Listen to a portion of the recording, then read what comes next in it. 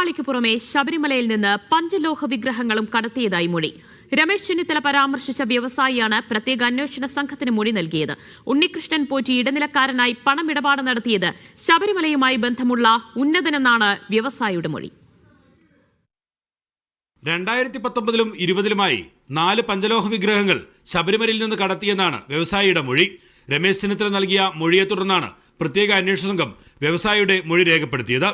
ഉണ്ണികൃഷ്ണൻ പോറ്റി ഇടനിലക്കാരനായാണ് ഇടപാടുകൾ നടത്തിയതെന്നാണ് മൊഴി.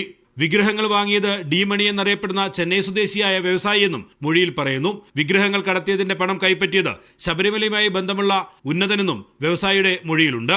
ദുബായ് കേന്ദ്രീകരിച്ചാണ് മണിയുടെ സാമ്പത്തിക ഇടപാടുകൾ. പഞ്ചലോഹ വിഗ്രഹങ്ങൾക്ക് പണം നൽകിയത് തിരുവനന്തപുരത്തെ ഹോട്ടലിൽ വെച്ചാണ്.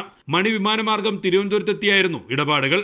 പണം കേരളത്തിലെത്തിയത് ഡിണ്ടിഗലിൽ നിന്നെന്നും വ്യവസായി മൊഴി നൽകി. സ്വർണ്ണപ്പാളി കേസിൽ SIT അന്വേഷണം അവസാനഘട്ടത്തിൽ എത്തിയിരിക്കുകയാണ്.